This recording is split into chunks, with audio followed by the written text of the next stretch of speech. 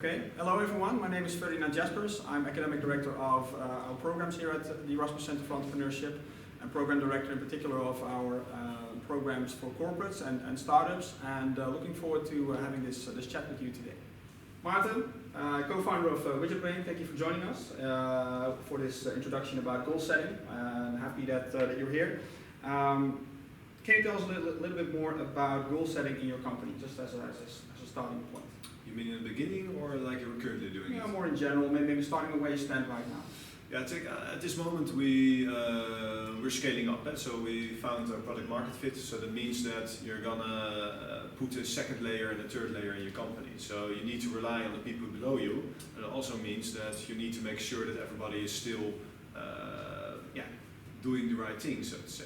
So you need to have like very measurable goals, which are which everybody is aligned on, and they also agree on those goals. But you should also take into account, like, you're not IBM, you don't have like a completely validated proposition yet. Mm-hmm. So you should also take a standpoint that you also need to measure like qualitatively. So you really need to check like if they have done these and these steps, and for example there's not enough revenue coming out of that, then it doesn't necessarily mean they failed those goals because they took the right steps. You know, they're like very.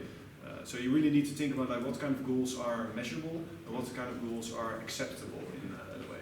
So it sounds like that you make some distinction between process goals, like how do you follow the right steps, but also some goals that are related to certain outcomes. Yeah, so we have teams in Australia, United States, and here in Rotterdam. And basically what is important for us is that everybody, all the different teams are able to have the right capabilities. So in order to, for example, sell the proposition, sell one of our products, implement it and service it, you need to make sure that they are able to perform all the right capabilities. So you need to really assign within those teams, we call them sales spots, who assign the right tasks to everybody, and also make them responsible as a group for achieving like these qualitative goals and these quantitative goals. So qualitative goals can be like make sure you are able to do a right demo that fits the local market, or create marketing content that fits the local market, or make sure that you have you're able to integrate with certain local players in the market, so you can receive the right data and also push it back. So you need to build up the network in the local ecosystem, but you need to also be part of the local ecosystem. And I cannot dictate from Rotterdam what they need to do in Australia, and I also don't know how the ecosystem there looks like, but you can make certain assumptions of what the position in the ecosystem could look like. Brilliant ideas there, and this makes me wonder, can you elaborate a little bit more on the process of setting goals? How do you achieve those goals? Because you mentioned there has to be alignment, and especially since this is an international company at the same time, so how does it work? Yeah, so what I normally do is that it all starts with more like an we call it like this big hairy audacious goal, like we want to get to this revenue in this type of year. Basically, then you're going back to your organization, like what do we need to get to that goal? And then you ask from all the different functions, disciplines in your company, like what do you need to achieve this goal? Like how much time do you, for example, think if we want to get to this goal, we need to sell this many products in this many markets. How much time does it cost to implement them? How much time does it cost to service them?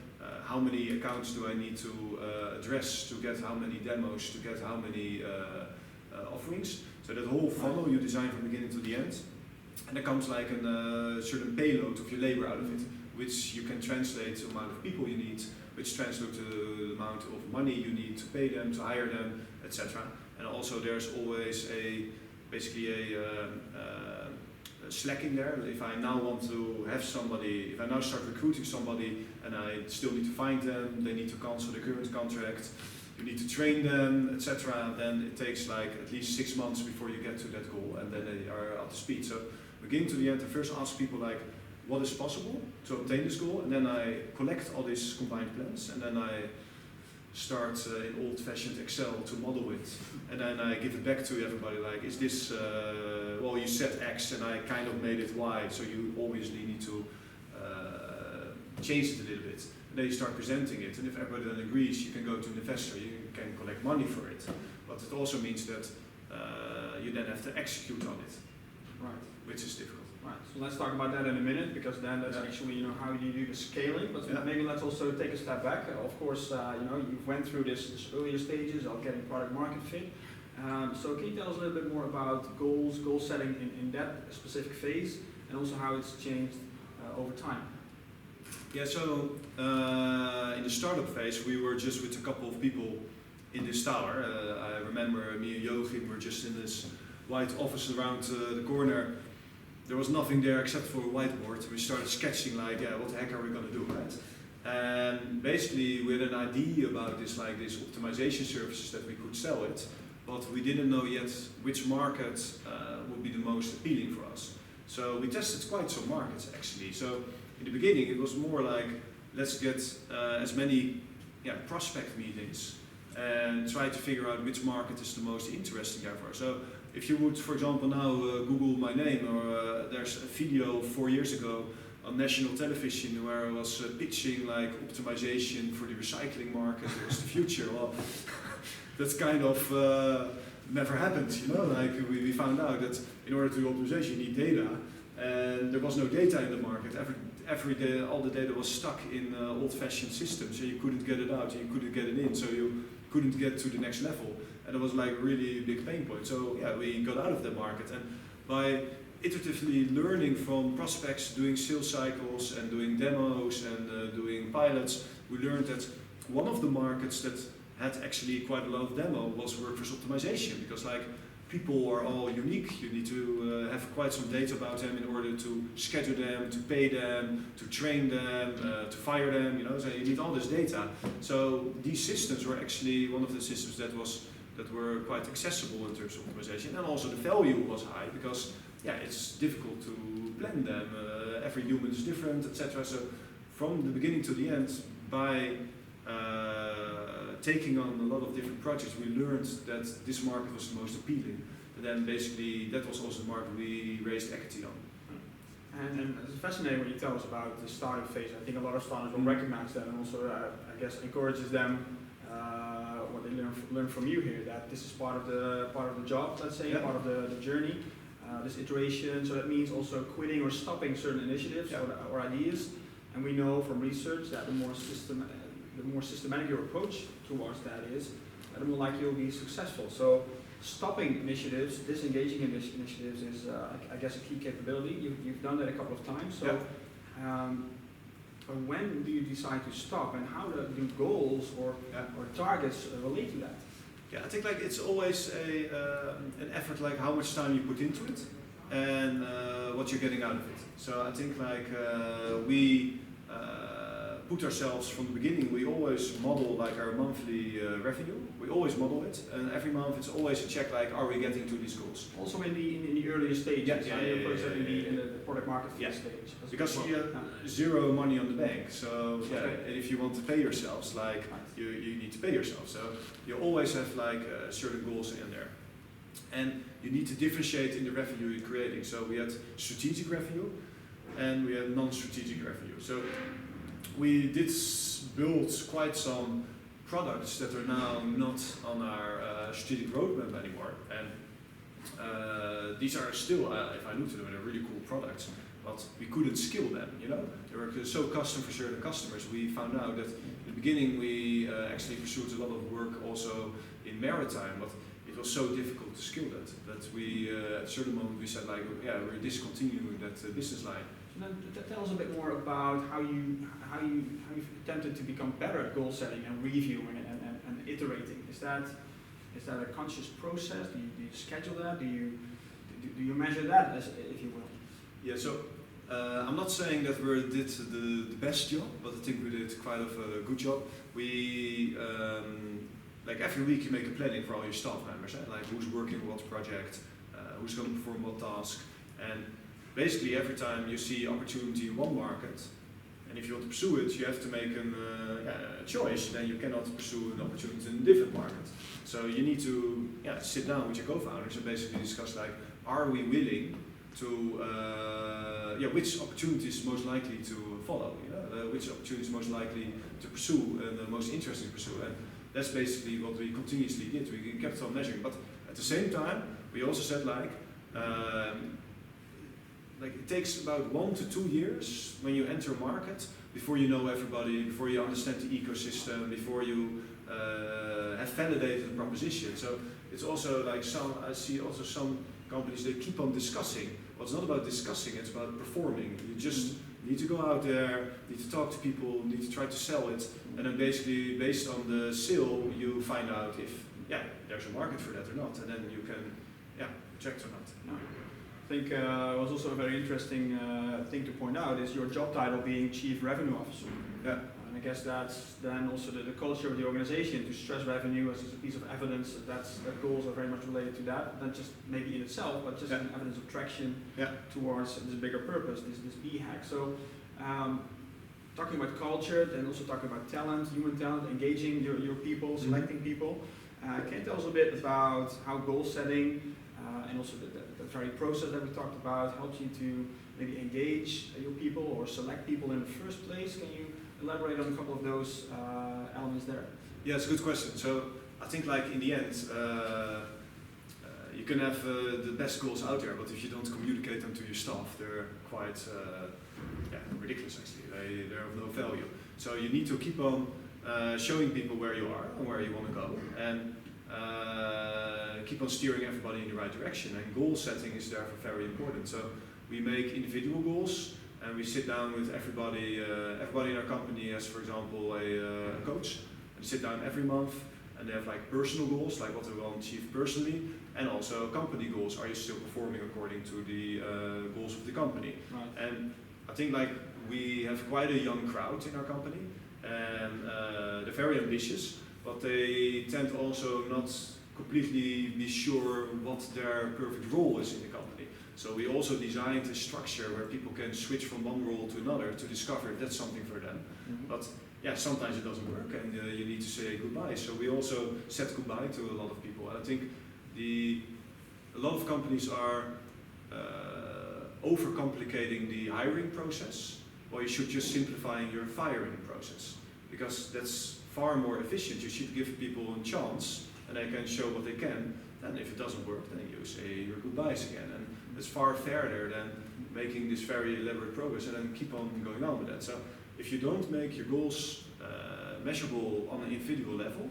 and it doesn't mean you need to get people stressed or anything. No, it's also for them very insecurity is creating more stress about goal setting than the other way around. If you're transparent to what you expect from people, and you can then sit down like, hey, maybe this is not for you. Then like it's never the intention of people. They can be on the wrong place, so it's never the intention of people. Like I think like clear goal setting reduces a lot of stress for people. Okay, thank you. Interesting ideas there. Thanks. So we've talked about a couple of different types of goals, like process goals or certain outcome goals, and also we mentioned stretch goals, like more abstract, longer-term goals. You briefly mentioned it, but maybe you can elaborate that. At the end of the day, it translates into some specific goals that people are going to work on or towards on almost a daily basis or a short-term time frame. But actually, how specific are those goals in your particular company? What could it look like? So, as I'm most involved with sales, I can give you an example. So basically, we made different teams, sales spots, and I assigned them to certain markets. So for example, I have a sales spot for the Netherlands, I have a sales spot for UK and Scandinavia, I have a sales spot for Germany, I have a sales spot for Australia and for North America. And basically these spots are self-containing, so they have like somebody who can start a conversation, an SDR, somebody who's managing account executive, so a sales guy, somebody who can do the demo, somebody who can implement the solution, and somebody who's responsible for making sure the customer is implemented successful. So this whole group is then basically responsible for a certain monthly recurring revenue they need to generate. And I ask them like, okay, well this is your market, this is your team, so what do you think that is possible in terms of monthly recurring revenue, and make a plan out of that. And obviously I help them with that, But then basically they start to make a plan. Well, if we want to do this amount of revenue and the average deal size is this, that means I need to give this many pilots, I need to give this many demos, and to get a demo I need to have this amount of conversations, and to get these conversations I need to write or open up doors to this amount of people. The market is this big, so there are this amount of targets I can find of companies with over 1,000 person of staff with this characteristics. So basically that means that we every week we need to write to this amount of people, etc., etc., etc., to get this amount of meetings, etc., etc. And then ask it from every team, and now we're monitoring this every week. Did you get enough emails out, or enough LinkedIn messages? Did you get enough meetings? Are you still on target with the amount of demos you give every week? Are you still on target with the amount of pilots you're currently running? And if not, what's going on? And at the same time, I asked them, you need to create content for your specific market. So what is the content you're going to publish this quarter? Which fairs are you going to attend this quarter? What's the budget you need for this fair? So all these goals are actually quite detailed. And they're actually not important if you're getting to your MR. But if you're not getting to your monthly recurring revenue, then we can look back together and say like, okay, so what went wrong? Like, did you actually had enough time to write to all these people and open up as many doors? Or is our target market not the right market? And like, maybe we cannot find enough companies in this specific market that are interested in this solution, so we need to move to a different market. And I never doubt the staff. I think like it can be that they themselves say like, well, maybe this is not for me, this kind of job. I want to move more to a project management role or more to a marketing role, or maybe not our company, it can be the case. But it's more about that if you don't make these goals measurable, then you will always not find out what's actually happening in your company. And then it can drag on and on and on for months or years, and you don't have a clue what's actually going on in your company. I think this links very well to another question I wanted to ask, namely, back to the beginnings of your company, you had a certain vision, but you also had one proposition at the end of the day, which you then try to test in different markets. And obviously, you know, when are you certain enough that you're going to accelerate in that particular market? So that was a search process in those different product market combinations. So can you tell us a little bit about exactly that search process? Yeah, that was painful because sometimes you have a lot of meetings with a lot of very interesting customers, but you don't get past pilot. You know, it never materializes into like a real paying customer in production. And I think like one of the things I also learned from my last startup, I call that in Dutch, it's called paradeproblemen. These are the problems that people keep parading around there. Yeah, they keep parading with the same problems because they're very interesting for companies to make themselves look like they find this topic very interesting. But the reason why these problems and these challenges are not solved by companies, by startups, because there's not an equation in which there's livelihood for a company to exist in that specific equilibrium. So this is very technical, but it means that people keep on talking about a certain topic, but there's actually no revenue that can be made to sustain a company to basically solve that problem.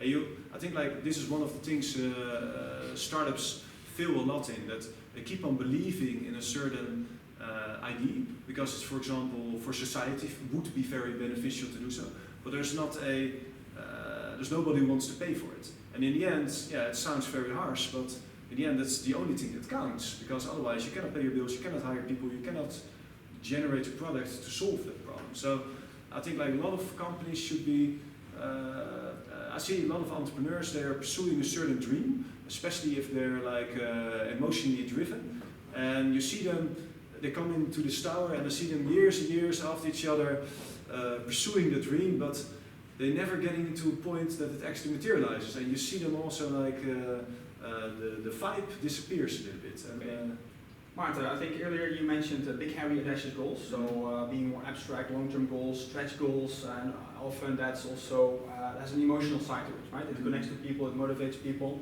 I guess especially initially the founders, and they have to bring people along. So you mentioned also communicating goals is important. But maybe back to that, let's say, personal drive of yourself. Can you tell us a little bit more about your personal ambition you and your co-founder had when starting the company? Yeah, so like why did I end up in this role kind of thing. Yeah, right? and why did you start this company? So beyond revenue, is there a certain purpose that you have that drives you, or that you use to maybe engage your people in your organization or any other stakeholders, investors? Yeah, I think like the most important thing that we started this company is that we wanted to create an environment where people can work, including ourselves, that was a very pleasant environment. Like, I think a lot of people work in companies where they perceive a lot of pressure, and they are actually,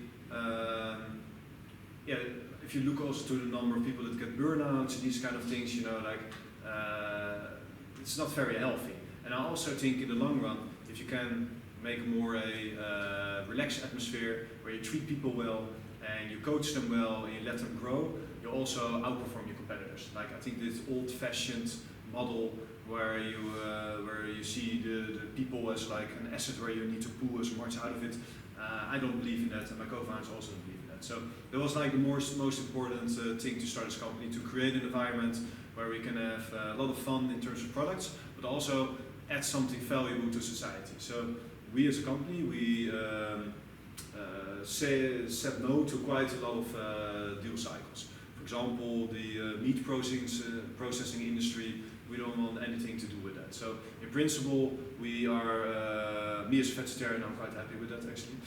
In principle, like the customers that come to us, they should have, we're not like a completely green company or anything, but the deals we're doing, it should add something to society. It should be beneficial to society. So I think that's also like an important goal for us, because in the end, you are what you eat. The customers you take on are the projects you're doing, are the people you're going to hire and attract to do that. So if you're taking on like a lot of customers you actually, not per se are feeling attached to, then you end up also with a team that you also don't feel very attached to. You know? So I think that was those two goals were the most important for us.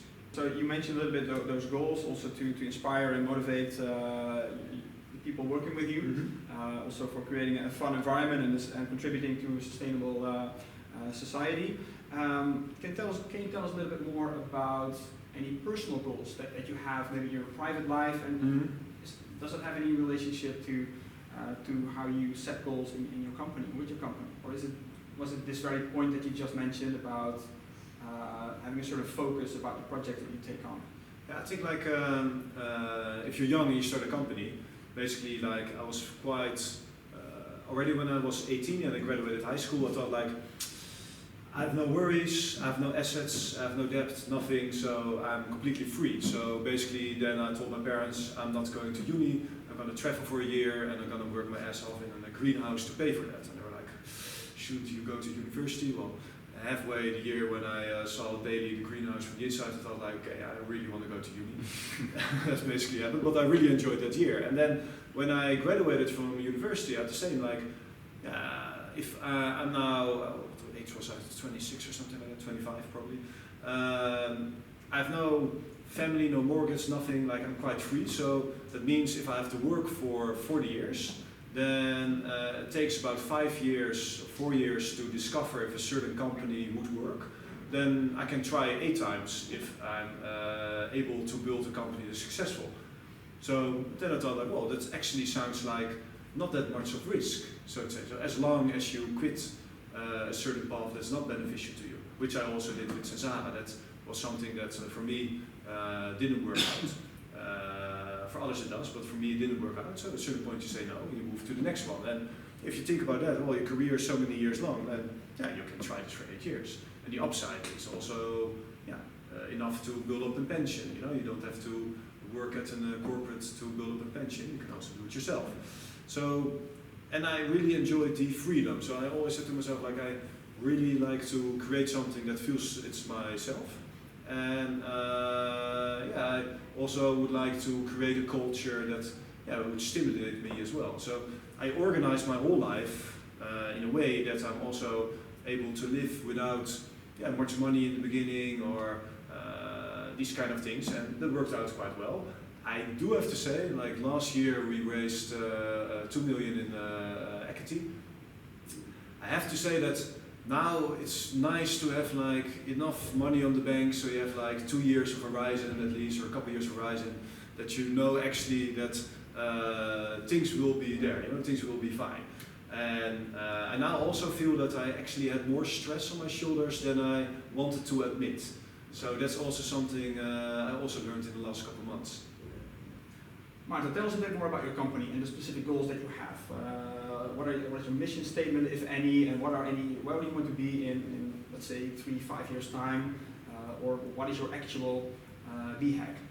Yeah, so I think like we have our revenue goals, but besides that we have strategic goals. And what we try to achieve with our company is that we want to create schedules people love, which means like a schedule is something people, it's heavily influencing the happiness of people's lives. And we as a company are defining that basically. So we want to grow into providing as many people schedules that they actually love, because like most optimization tools for schedules, they're similar to an optimization tool you would use for an inventory. They're cost driven. What we can actually achieve is we can make sure all the preferences of people and their priorities in the private life are taken into account, so they can far better enjoy work in combination with their private life. And I think that's a really nice goal to have as a company, because you're actually influencing people's life and you're making them better. Back to the first hires that you mentioned before. So how did that onboarding process look like? How do you let's say integrated goals or goal setting in your conversations or alignments with those first hires? Yeah, so if I now think back, I think like some of our best employees, they actually contacted us in the beginning. And that was some of the people who came into this company that are now like really the people we rely on, like the second line of commanders that underneath the board. They came to us, and in the beginning, when you hire them, What was it that attracted them to you or your company?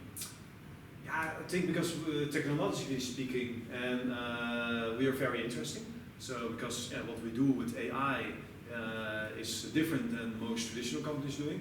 At the same time, I think a lot of people would prefer to work for a startup because it's more creative, it's a more fast-paced environment, it's more dynamic. And what is also an advantage of a startup is that you work directly with seniors, you work directly with people that are where you can learn a lot from, instead of that there's a management layer in between you and a partner or something else. So you can get access to very experienced people who want to start for themselves. So I think like in terms of a learning curve, I think working for a startup is, especially at the beginning of your career, a very good choice, as long as you make sure that the people you work directly for is somebody you can actually learn a lot from. Right, so then you work quite intensively, of course, with this small team initially, and then again about goals or goal setting and creating that with them and for them, or how did that work?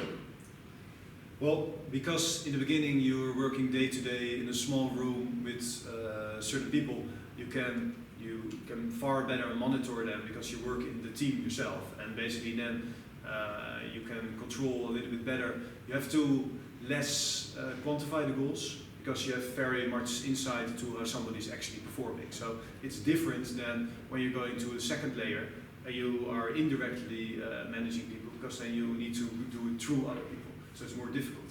But in principle, you need to very clearly communicate to the first hires, like they also took a risk. They joined the startup, so they took a risk. So you need to clearly indicate like what is your burn rate, how long do you still have money in the bank to continue, like all these kind of things are important, and especially like you need to make them part of the successes and part of like the losses, so they can also they're part of the problem and they're also part of the solution.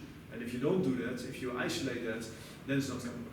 And especially, for example, a lot of companies who are in software, they're probably taking remote developers in Ukraine, like we did as well. We made them part of the team. So if you have like 4 or 5 people in a remote development center, you assign one of them to one team, one of them to the other team, one of them to the other team. You don't let them work as a project. And they are part of our success. And basically, you fly them into Holland, you make them part of the team. not a offshore development side. That doesn't work. So everybody needs to be part of the same goal, and yeah, you also should indicate to them like you're gonna deviate from the goal. If you don't deviate from the goal, then something is wrong. It's actually my thing. You always deviate. So if you not let them be part of the process, how you made the choice to deviate from the initial goal. If you don't make them part of the process, they won't understand why you're deviating, and then you will lose support as well for your decision making. So, but as long as you take them into the whole journey, they would understand it, and then yeah, it's easier to adjust. Maarten, thanks so much Thank for you. sharing your valuable experiences and ideas with us today, and good luck with the next steps of your company. Thanks.